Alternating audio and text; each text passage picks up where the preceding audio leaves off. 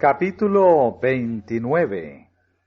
La enemistad de Satanás hacia la ley.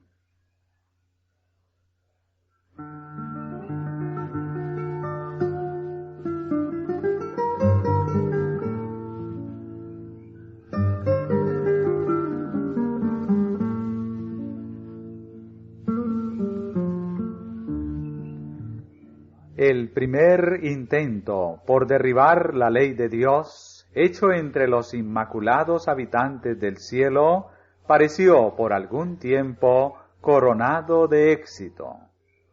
Un inmenso número de ángeles fue seducido, pero el aparente triunfo de Satanás se convirtió en derrota y pérdida, y determinó su separación de Dios y su destierro del cielo.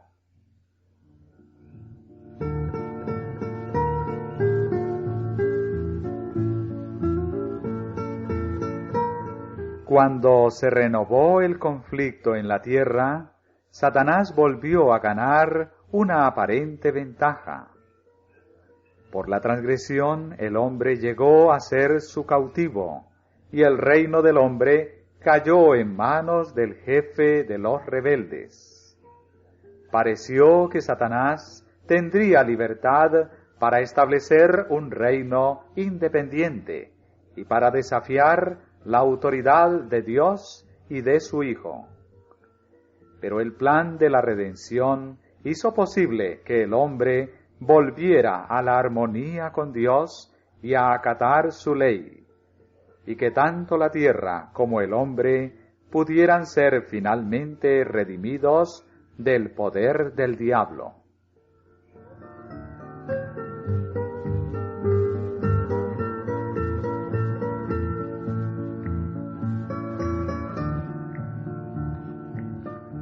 Otra vez quedaba derrotado Satanás, y otra vez recurrió al engaño, esperando transformar su derrota en victoria. Para incitar la rebelión de la raza caída, hizo aparecer a Dios como injusto por haber permitido que el hombre violara su ley. Dijo el ártero tentador: si Dios sabía cuál iba a ser el resultado, ¿por qué permitió que el hombre fuese probado, que pecara e introdujera la desgracia y la muerte?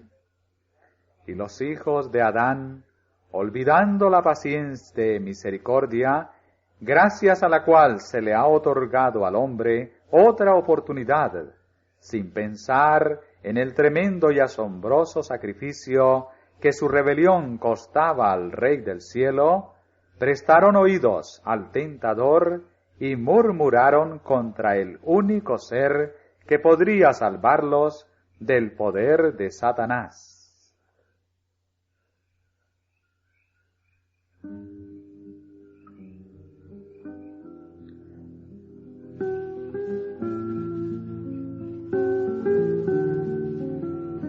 Millares de personas repiten hoy la misma rebelde queja contra Dios. No comprenden que al quitarle al hombre la libertad de elegir, le roban su prerrogativa como ser racional y le convierten en un mero autómata. No es el propósito de Dios forzar la voluntad de nadie. El hombre fue creado moralmente libre. Como los habitantes de todos los otros mundos, debe ser sometido a la prueba de la obediencia, pero nunca se le coloca en una situación en la cual se halle obligado a ceder al mal. No puede sobrevenirle tentación o prueba alguna que no sea capaz de resistir. Dios tomó medidas tales que nunca tuvo el hombre que ser necesariamente derrotado en su conflicto con Satanás.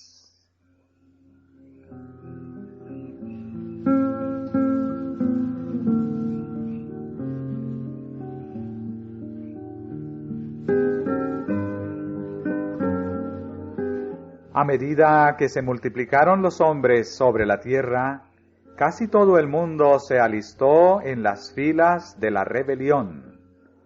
De nuevo Satanás pareció haber alcanzado la victoria, pero la omnipotencia divina impidió otra vez el desarrollo de la iniquidad y, mediante el diluvio, la tierra fue limpiada de su contaminación moral.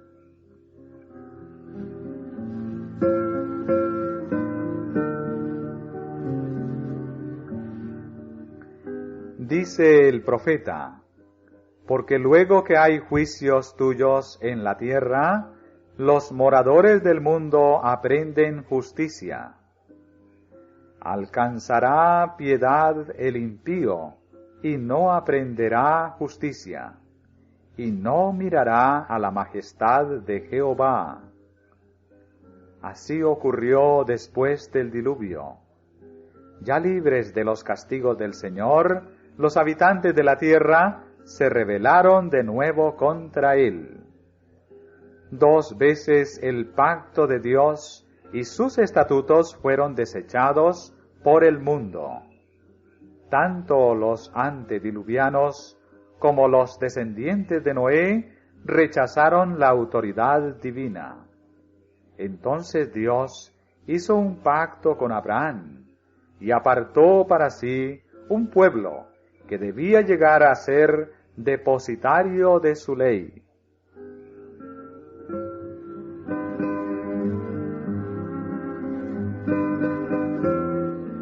Satanás empezó enseguida a tender sus lazos para seducir y destruir a este pueblo. Los hijos de Jacob fueron inducidos a contraer matrimonio con gentiles y a adorar sus ídolos. Pero José fue fiel a Dios, y su fidelidad fue un testimonio constante de la verdadera fe. Para apagar esta luz, obró Satanás mediante la envidia de los hermanos de José, quienes le vendieron como esclavo a un pueblo pagano. Sin embargo, Dios dirigió los acontecimientos para que su luz fuera comunicada al pueblo egipcio. Tanto en la casa de Potifar como en la cárcel, José recibió una educación y un adiestramiento que, con el temor de Dios, le prepararon para su alta posición como primer ministro de la nación. Desde el palacio de Faraón se sintió su influencia por todo el país, y por todas partes se divulgó el conocimiento de Dios. En Egipto, los israelitas alcanzaron prosperidad y riqueza y, hasta donde fueron fieles a Dios, ejercieron una amplia influencia.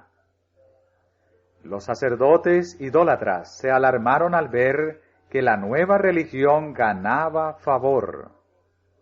Satanás les inspiró su propia enemistad contra el Dios del cielo, y se propusieron apagar aquella luz. Los sacerdotes eran los encargados de la educación del heredero del trono, y fue el espíritu de terca oposición a Dios y el celo por la idolatría lo que modeló el carácter del futuro monarca y le llevó a oprimir cruelmente a los hebreos.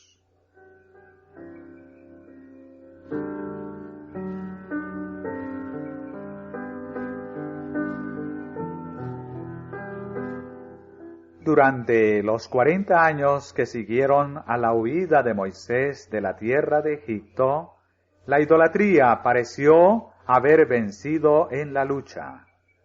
Año tras año, las esperanzas de los israelitas iban desfalleciendo. Tanto el rey como el pueblo se regocijaban de su poder y se burlaban del Dios de Israel.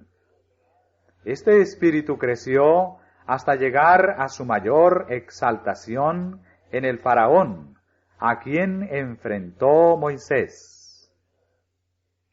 Cuando el caudillo hebreo se presentó ante el rey con un mensaje de Jehová, el Dios de Israel, no fue su ignorancia acerca del Dios verdadero la que le sugirió la respuesta, sino que desafió el poder de Dios al responder: ¿Quién es Jehová para que yo oiga su voz?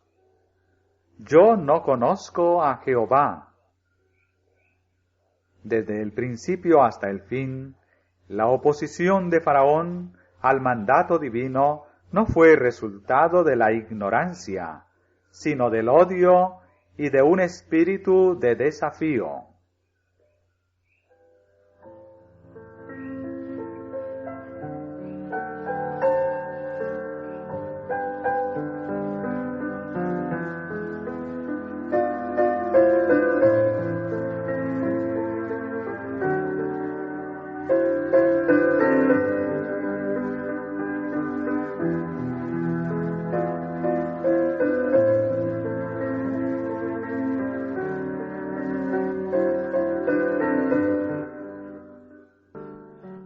Aunque los egipcios habían rechazado durante tanto tiempo el conocimiento de Dios, el Señor todavía les ofreció la oportunidad de arrepentirse. En los días de José, Egipto había servido de asilo para Israel. Dios había sido honrado en la bondad mostrada a su pueblo. Por lo tanto, el paciente, tardo para la ira y lleno de compasión, dio a cada castigo tiempo para realizar su obra. Los egipcios, maldecidos por las mismas cosas que adoraban, tuvieron evidencia del poder de Jehová, y todos los que quisieron pudieron someterse a Dios y escapar a sus azotes. El fanatismo y la terquedad del rey dieron por resultado la divulgación del conocimiento de Dios, y muchos egipcios, atraídos a él, se dedicaron a servirle.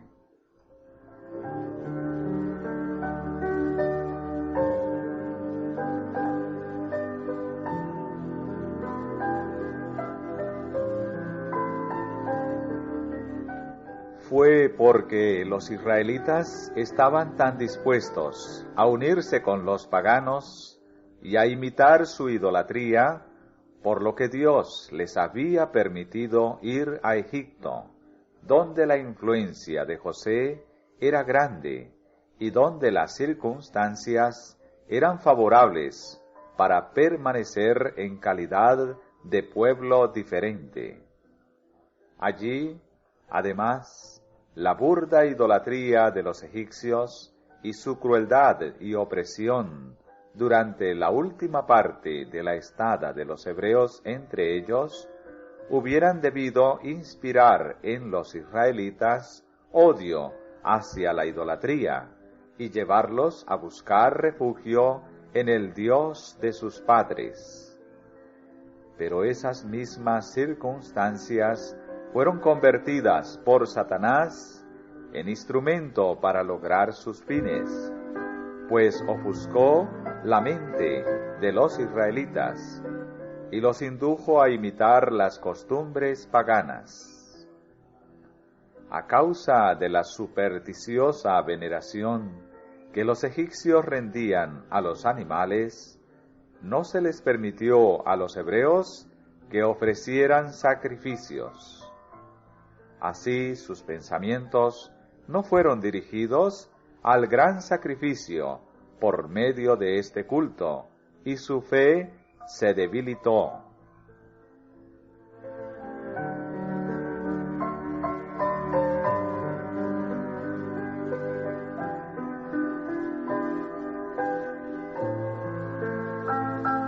Cuando llegó la hora de la liberación de Israel, Satanás se propuso resistir los propósitos de Dios. se empeñó en que aquel gran pueblo, que contaba más de 2 millones de almas, se mantuviera en la ignorancia y la superstición. Al pueblo a quien Dios había prometido bendecir y multiplicar, para hacerlo un poder sobre la tierra, y por cuyo medio iba a revelar el conocimiento de su voluntad, al pueblo que iba a ser el depositario de su ley, procuró Satanás mantenerlo en la oscuridad y la servidumbre, con el fin de borrar de su memoria el recuerdo de Dios.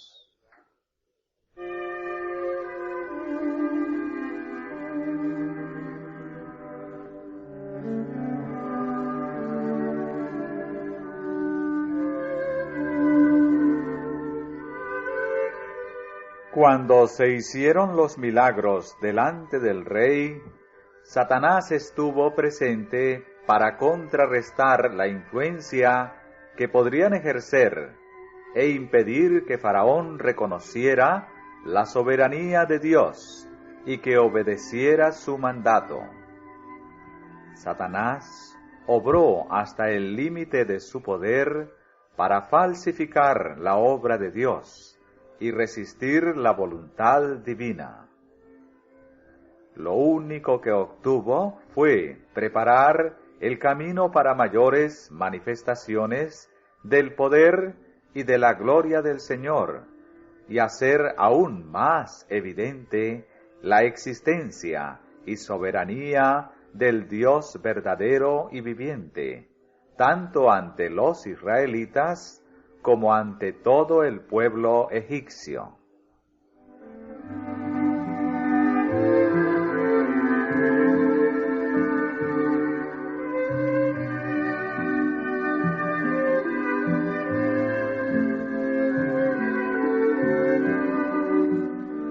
Dios libró a Israel mediante extraordinarias manifestaciones de su potencia, y con juicio sobre todos los dioses de Egipto. Y sacó a su pueblo con gozo, con júbilo a sus escogidos, y dióles las tierras de las gentes, y las labores de las naciones heredaron, para que guardasen sus estatutos y observasen sus leyes. Los rescató del estado de esclavitud en que se hallaban, para poder llevarlos a una buena tierra, que en su providencia había preparado para ellos como un refugio contra sus enemigos, a una tierra donde pudiesen vivir bajo la sombra de sus alas.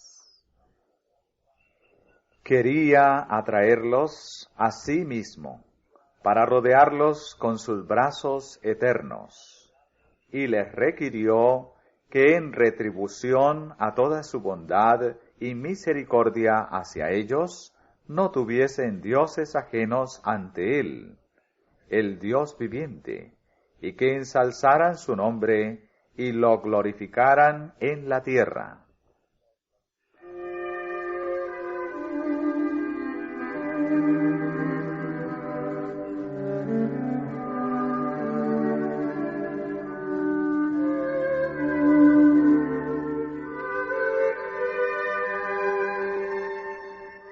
Durante su esclavitud en Egipto, muchos de los israelitas habían perdido en alto grado el conocimiento de la ley de Dios y habían mezclado los preceptos divinos con costumbres y tradiciones paganas. Dios los llevó al Sinaí y allí con su propia voz proclamó su ley.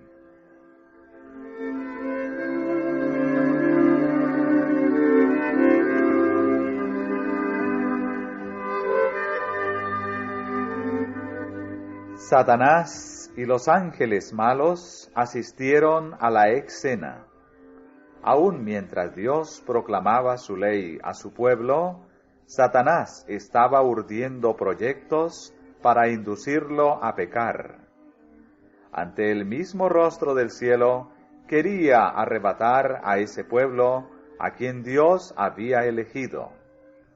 Llevándolos a la idolatría, iba a destruir la eficacia de todo culto, pues, ¿cómo puede elevarse el hombre adorando lo que es inferior a él mismo y que puede simbolizarse con hechuras de sus propias manos? Si el hombre pudiera llegar a ser tan ciego con respecto al poder, la majestad y la gloria del Dios infinito, como para representarle por medio de una imagen, o hasta por medio de una bestia o un reptil, si pudiera olvidar hasta tal punto su propio parentesco divino, si olvidara que fue hecho a la imagen de su Creador, hasta el punto de inclinarse ante objetos repugnantes e irracionales, entonces quedaría el camino libre para la plena licencia. Se desencadenarían las malas pasiones de su corazón y Satanás ejercería dominio absoluto.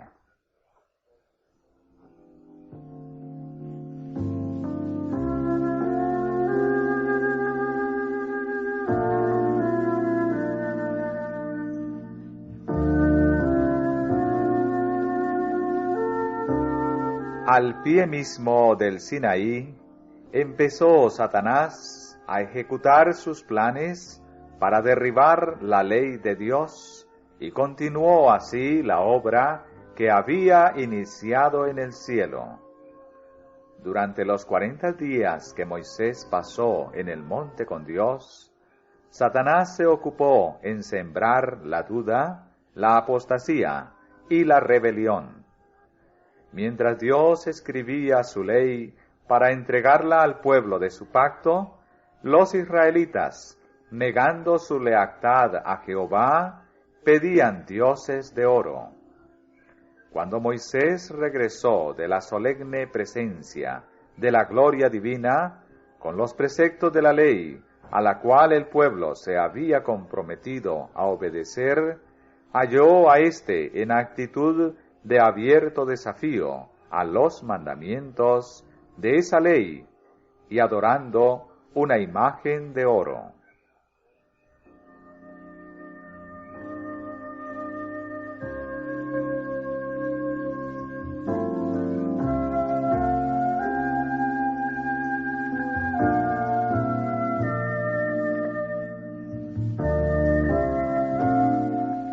Al inducir a Israel a cometer este atrevido insulto y esta blasfemia contra Jehová, Satanás se había propuesto causar la ruina completa del pueblo.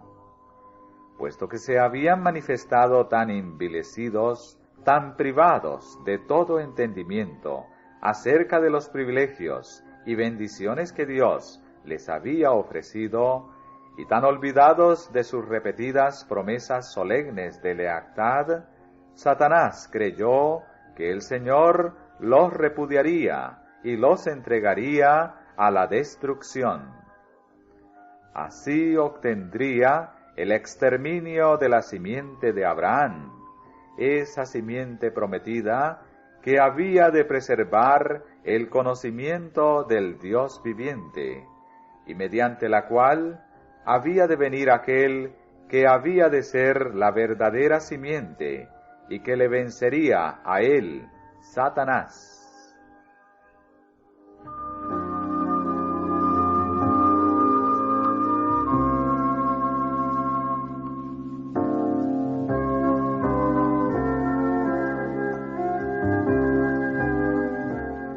El gran rebelde había tramado destruir a Israel y así frustrar los propósitos de Dios.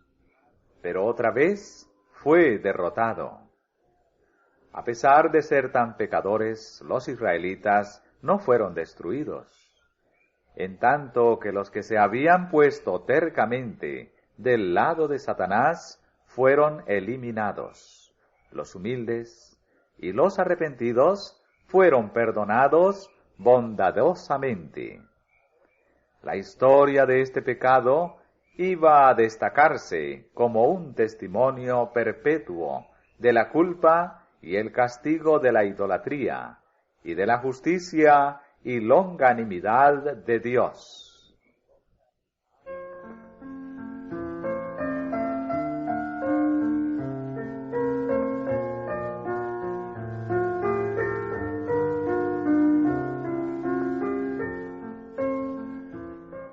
Todo el universo presenció las escenas del Sinaí. En la actuación de las dos administraciones se vio el contraste entre el gobierno de Dios y el de Satanás. Otra vez los inmaculados habitantes de los otros mundos volvieron a ver los resultados de la apostasía de Satanás y la clase de gobierno que él habría establecido en el cielo si se le hubiera dejado dominar.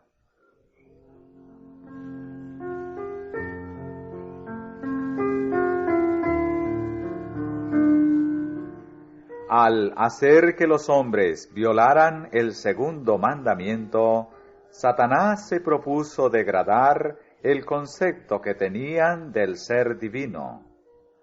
Anulando el cuarto mandamiento, les haría olvidar completamente a Dios. El hecho de que Dios demande reverencia y adoración por sobre los dioses paganos se funda en que Él es el Creador y que todas las demás criaturas le deben a Él su existencia. Así lo presenta la Biblia. Dice el profeta Jeremías: Jehová Dios es la verdad, Él es Dios vivo y Rey eterno. Los dioses que no hicieron los cielos ni la tierra, perezcan de la tierra y de debajo de estos cielos. El que hizo la tierra con su potencia, el que puso en orden el mundo con su saber, y extendió los cielos con su prudencia, todo hombre se embrutece y le falta ciencia.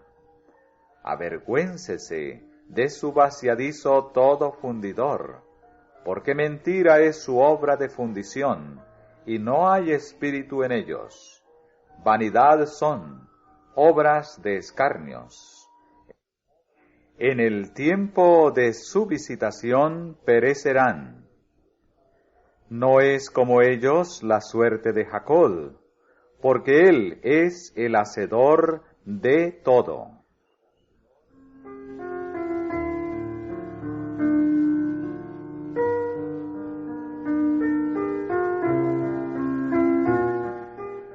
El sábado, como recordatorio del poder creador de Dios, le señala a Él como hacedor de los cielos y de la tierra. Por lo tanto, es un testimonio perpetuo de su existencia y un recuerdo de su grandeza, su sabiduría y su amor. Si el sábado se hubiera santificado siempre, jamás habría podido haber ateos ni idólatras.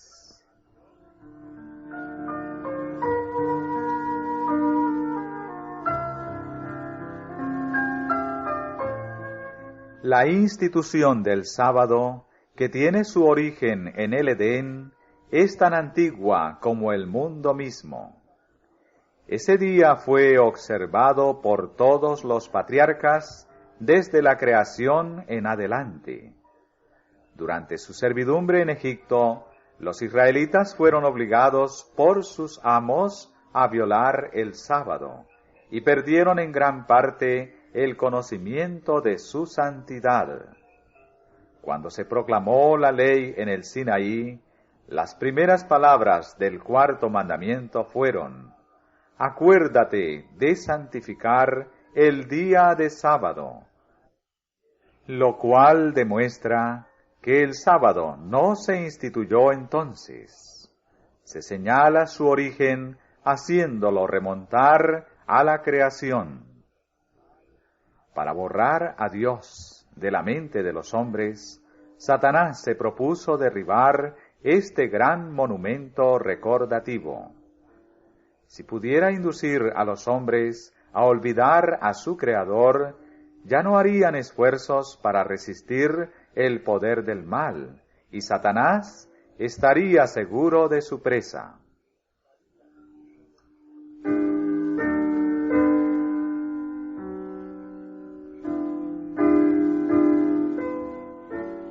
La enemistad de Satanás contra la ley de Dios lo ha incitado a guerrear contra cada precepto del Decálogo. Con el gran principio del amor y la lealtad hacia Dios, el Padre de todos, se relaciona estrechamente el principio del amor y la obediencia a los padres. El despreciar la autoridad de los padres lleva pronto a despreciar la autoridad de Dios. Así se explican los esfuerzos de Satanás por menoscabar la autoridad del quinto mandamiento. Entre los paganos se prestaba poca atención al principio ordenado en este precepto. En muchas naciones se solía abandonar a los padres o darles muerte cuando la vejez los incapacitaba para cuidarse a sí mismos. En la familia se trataba a la madre con poco respeto, y después de la muerte de su esposo, se le exigía que se sometiera a la autoridad del hijo mayor. Moisés insistió en la obediencia filial, pero cuando los israelitas se apartaron de Dios, menospreciaron el quinto mandamiento junto con los otros.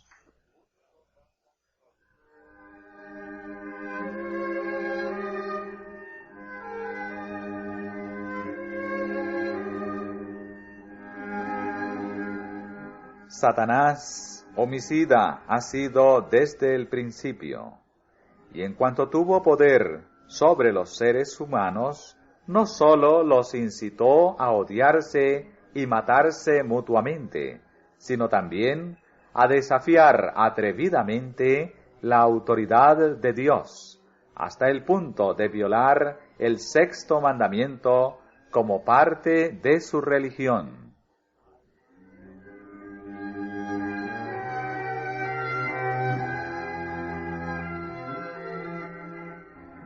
Merced a los conceptos pervertidos de lo que son los atributos divinos, los paganos fueron inducidos a creer que los sacrificios humanos eran necesarios para obtener el favor de sus dioses, y las crueldades más horribles se han perpetrado bajo diferentes formas de idolatría. Entre estas se contaba la costumbre de hacer pasar a los hijos por el fuego ante ídolos. Cuando uno de ellos salía ileso de esta prueba del fuego, la gente creía que su ofrenda había sido aceptada. Al niño así librado se le consideraba extraordinariamente favorecido por los dioses. Era colmado de beneficios y después muy estimado. Y por graves que fuesen sus crímenes, nunca se le castigaba.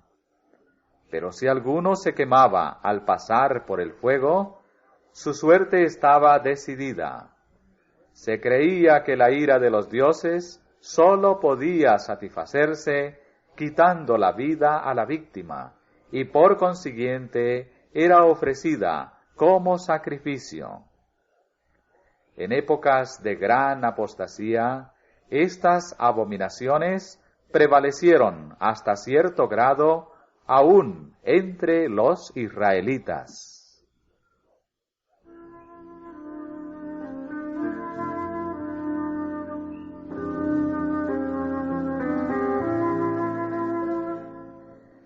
También la violación del séptimo mandamiento se practicó antiguamente en nombre de la religión.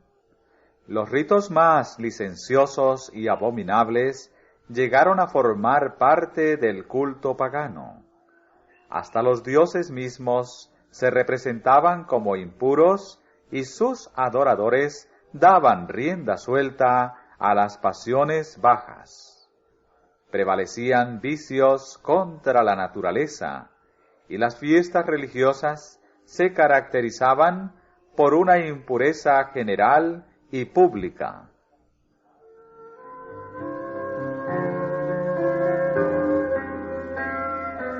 La poligamía se practicó desde tiempos muy antiguos.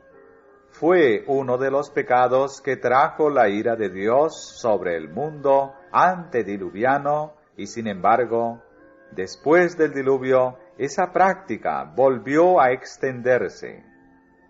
Hizo Satanás un premeditado esfuerzo para corromper la institución del matrimonio, debilitar sus obligaciones y disminuir su santidad, pues no hay forma más segura de borrar la imagen de Dios en el hombre y abrir la puerta a la desgracia y al vicio.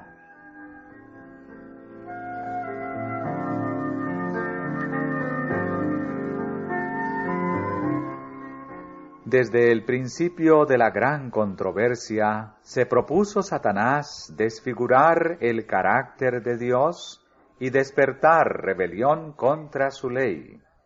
Y esta obra parece coronada de éxito.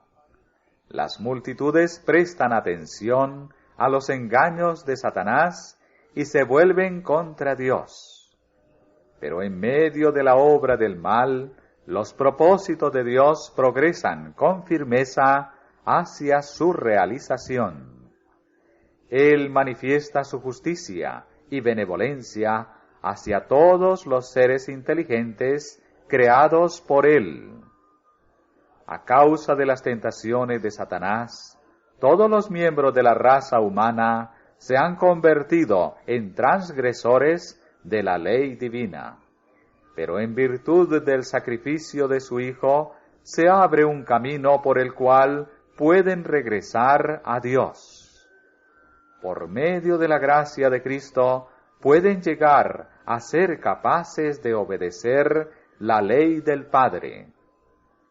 Así, en todos los tiempos, de entre la apostasía y la rebelión, Dios saca un pueblo que le es fiel, un pueblo en cuyo corazón está su ley.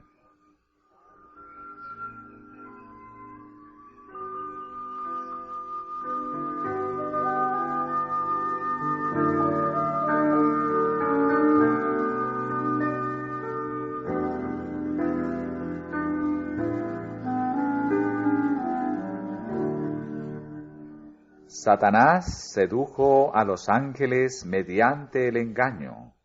Así también fue como en todo tiempo realizó su obra entre los hombres, y seguirá usando este procedimiento hasta el fin. Si él confesase abiertamente que está haciendo la guerra a Dios y a su ley, los hombres procurarían precaverse contra él. Pero Satanás se disfraza y combina la verdad con el error. Las mentiras más peligrosas son las que están mezcladas con la verdad. De ahí que se acepten errores que cautivan y arruinan el alma. Valiéndose de este método, Satanás arrastra al mundo consigo. Pero se acerca el día en que su triunfo terminará para siempre.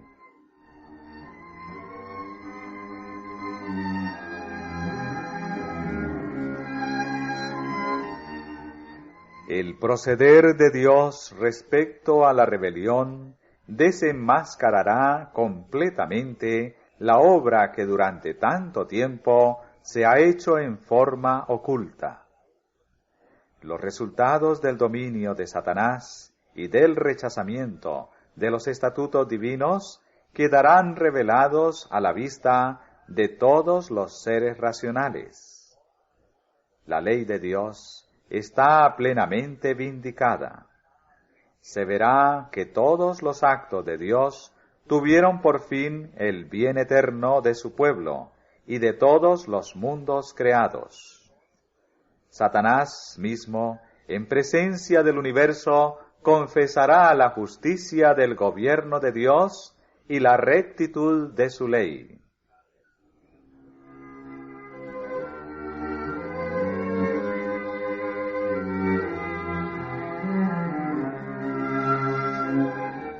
No está lejos el tiempo en que Dios se levantará para vindicar su autoridad agraviada. He aquí que Jehová sale de su lugar para visitar la maldad del morador de la tierra contra él. ¿Quién podrá sufrir el tiempo de su venida? ¿O quién podrá estar cuando él se mostrará? A causa de su pecaminosidad, se le prohibió al pueblo de Israel acercarse al monte cuando Dios estaba por descender sobre él para proclamar su ley, para evitar que fuese consumido por la abrasadora gloria de su presencia. Si tales manifestaciones de su poder señalaron el sitio escogido para la proclamación de su ley, ¿cuán pavoroso no será su tribunal cuando venga para aplicar el juicio de estos sagrados estatutos? ¿Cómo soportarán su gloria en el gran día de la retribución final los que pisotearon su autoridad?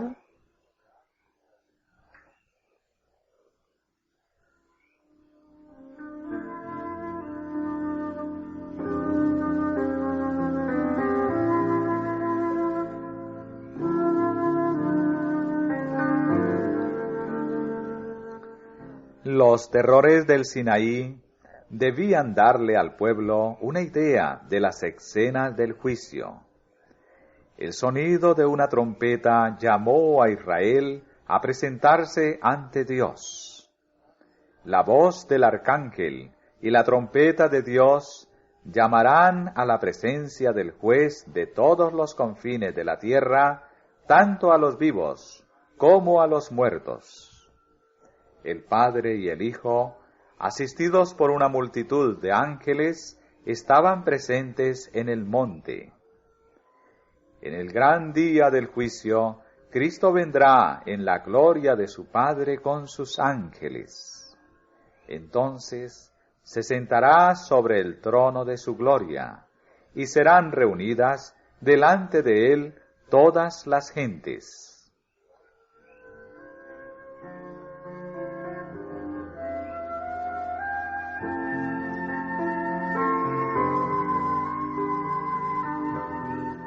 Cuando se manifestó la presencia divina en el Sinaí, la gloria del Señor era ante la vista de todo Israel como un fuego devorador. Pero cuando venga Cristo en gloria con sus santos ángeles, toda la tierra resplandecerá con el tremendo fulgor de su presencia. Vendrá nuestro Dios y no callará. Fuego consumirá delante de él, y en derredor suyo habrá tempestad grande. Convocará a los cielos de arriba y a la tierra para juzgar a su pueblo. De él procederá una corriente de fuego que fundirá los elementos con su ardiente calor, y la tierra y las obras que hay en ella serán consumidas. Se manifestará el Señor Jesús del cielo con los ángeles de su potencia, en llama de fuego, para dar el pago a los que no conocieron a Dios, ni obedecen al Evangelio.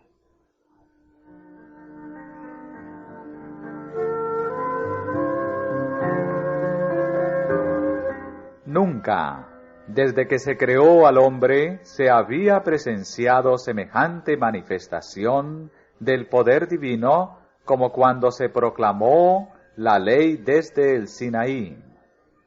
La tierra tembló, también destilaron los cielos a la presencia de Dios. Aquel Sinaí tembló delante de Dios, del Dios de Israel. En medio de las más terríficas convulsiones de la naturaleza, la voz de Dios se oyó como una trompeta desde la nube. El monte fue sacudido desde la base hasta la cima, y las huestes de Israel, demudadas y temblorosas, cayeron de hinojos.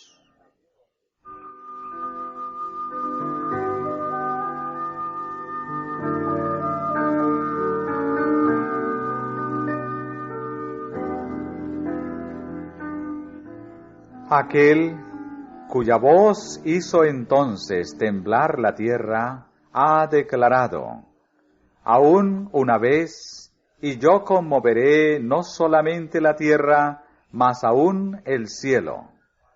La Escritura dice: Jehová bramará desde lo alto, y desde la morada de su santidad dará su voz, y temblarán los cielos y la tierra.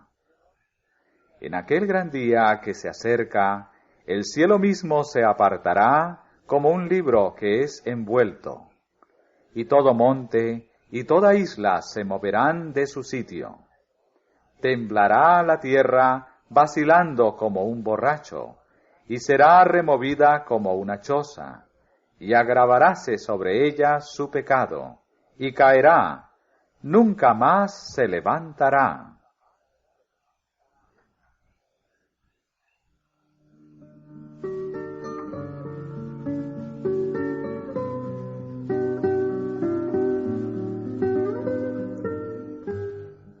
Por tanto, se enervarán todas las manos, y desleiráse todo corazón de hombre, y se llenarán de terror. Angustias y dolores los comprenderán. Pasmaráse cada cual al mirar a su compañero, sus rostros, rostros de llamas. Y visitaré la maldad sobre el mundo, y sobre los impíos su iniquidad. Y haré que cese la arrogancia de los soberbios, y abatiré la altivez de los fuertes.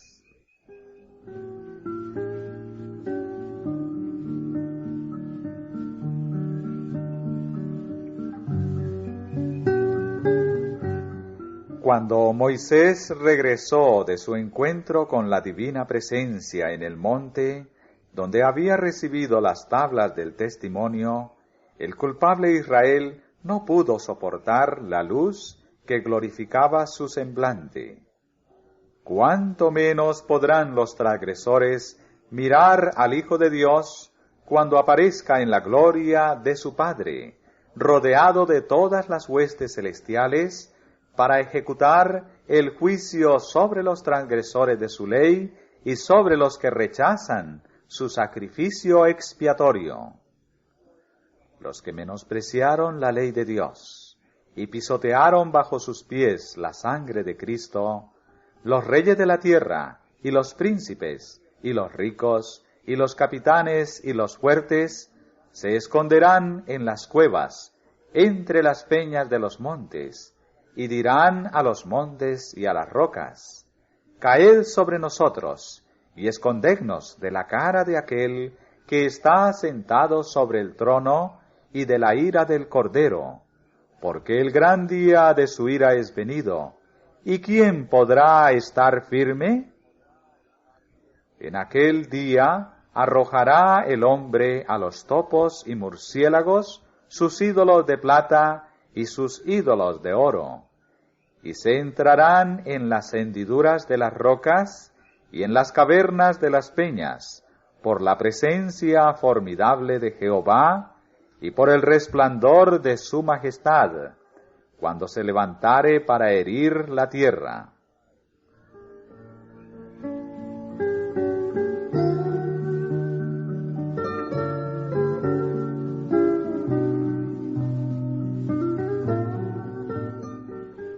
Entonces se verá que la rebelión de Satanás contra Dios dio como resultado la ruina de sí mismo y de todos los que eligieron ser sus súbditos. Él hizo creer que de la transgresión resultaría un gran bien, pero se verá que la paga del pecado es muerte. Porque he aquí viene el día ardiente como un horno, y todos los soberbios, y todos los que hacen maldad, serán estopa, y aquel día que vendrá los abrazará, ha dicho Jehová de los ejércitos, el cual no les dejará ni raíz ni rama. Satanás, la raíz de todo pecado, y todos los obradores del mal que son sus ramas, serán completamente extirpados. Se pondrá fin al pecado, y a toda la aflicción y ruina que acarreó. El salmista dice, destruiste al malo, raíste el nombre de ellos para siempre jamás. Oh enemigo, acabados son para siempre los asolamientos.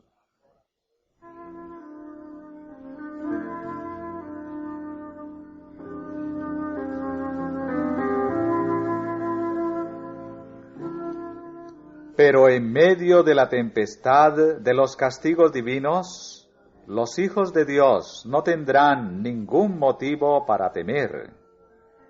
Jehová será la esperanza de su pueblo y la fortaleza de los hijos de Israel.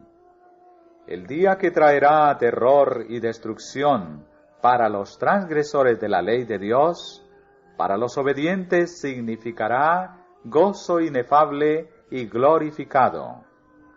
Juntadme, mis santos, dirá el Señor, los que hicieron conmigo pacto con sacrificio, y denunciarán los cielos su justicia, porque Dios es el juez.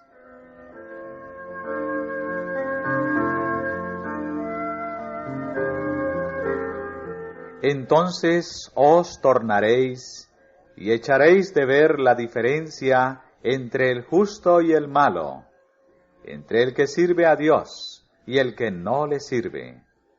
Oídme, los que conocéis justicia, pueblo en cuyo corazón está mi ley. He aquí, he quitado de tu mano el cáliz de aturdimiento. Nunca más lo beberás. Yo soy vuestro consolador. Porque los montes se moverán, y los collados temblarán, mas no se apartará de ti mi misericordia, ni el pacto de mi paz vacilará, dijo Jehová, el que tiene misericordia de ti.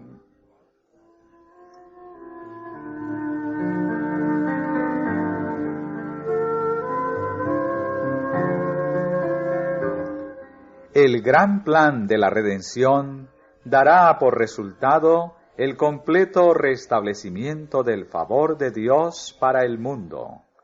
Será restaurado todo lo que se perdió a causa del pecado. No solo el hombre, sino también la tierra será redimida, para que sea la morada eterna de los obedientes.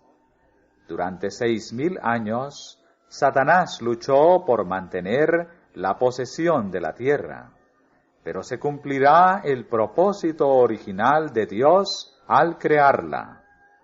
Tomarán el reino los santos del Altísimo, y poseerán el reino hasta el siglo, y hasta el siglo de los siglos.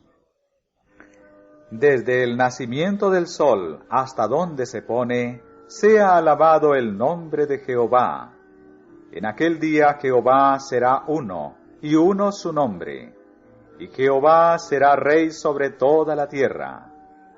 La Sagrada Escritura dice, para siempre, oh Jehová, permanece tu palabra en los cielos.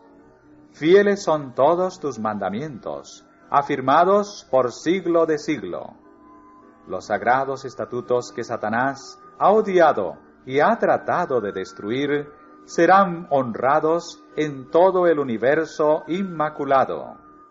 Y como la tierra produce su renuevo, y como el huerto hace brotar su simiente, así el Señor Jehová hará brotar justicia y alabanza delante de todas las gentes.